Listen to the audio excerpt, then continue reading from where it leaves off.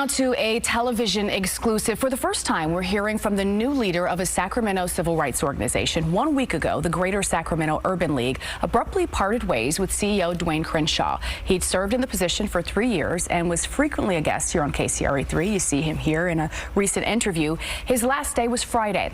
This week, we learned Sacramento native Ken Barnes is taking over as interim president and chief executive officer.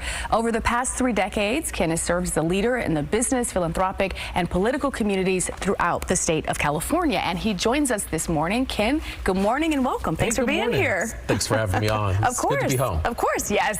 So, you know, Dwayne's departure really did, I think, come as a shock for a lot of people who got that message this week. Explain why the change in leadership.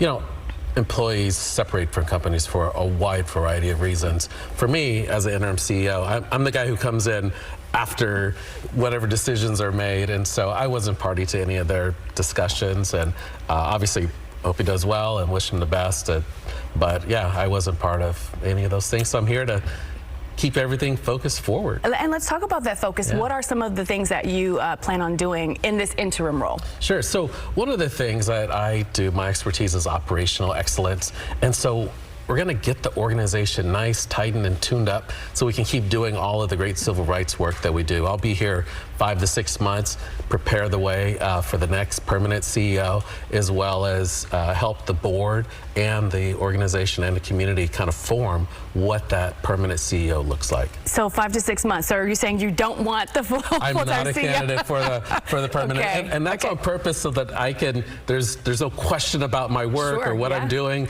I'm here to get things nice and tight, and I'm not applying for the job. Okay, all right. Although I do want to ask you some questions though. So the Urban League made headlines when it received a $2.4 million donation from Mackenzie Scott. That was in 2022.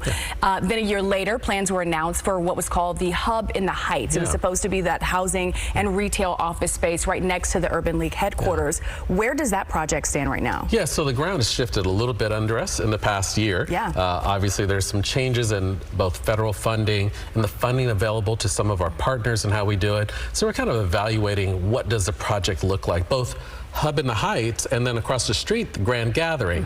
And so we're working on both of those. Yesterday we had a chance to meet with about 60 members from the community, from different organizations, and I'll tell you what I told them. I said, I need your input. So if it has a morph, look a little bit different, what do you want that, how do you want that to look?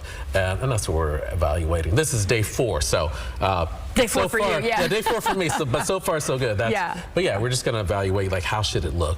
What do we do going forward? And we'll come up with that and based upon the input that we get. Yeah, and we know Congressman Berry also last year there was a funding announcement as well. You know, where do you see the organization going in the next 6 months, in the next year, 3 years, 5 years? Yeah, so where I see us going is what we were doing yesterday and the day before, which is delivering services to the community. We're in August going to be launching, August, maybe September, our new alcove, which is a focus on mental health services. We'll be doing that over in our Oak Park location at the headquarters. We continue to have our Youth and Family Center, our Black Child Legacy campaign, and so we're going to focus in there. One of the areas that I plan to really make sure we emphasize is our housing services. We've helped over 600 people in the first quarter of this year, and I want to ensure that we expand that to try to help more persons find permanent housing and not be displaced. Yeah, I know a lot of people, when they see abrupt change in leadership, there's always a lot of questions about the strength of the organization. What is it that you want the community to know and understand as you're taking on this role? I think sometimes things can seem abrupt from the outside, but not internal. Does that make sense? It does. So I think how the community should take this is significant stability. There's the board, you know, they looked at like, hey, what can we do? How do we make it stronger? And how do we bring in strong leadership to transition to strong leadership? And, you know, that's what we're going to continue to do. We're going to be part of the Cap to Cap trip with the Metro Chamber. Congressman Bear is going to be helping out, meeting with him and our other stakeholders, and we're just going to rock forward. Yeah, so you have a lot of work ahead of you, for sure. I have a lot of work ahead of me, and I get to, like, from time to time, stop in and eat with my mom, so I'm happy about that. Yes, and I'm sure she is as well. She is. Well, Ken, thank you for being here this morning. Of course, wishing you and the organization well. All right.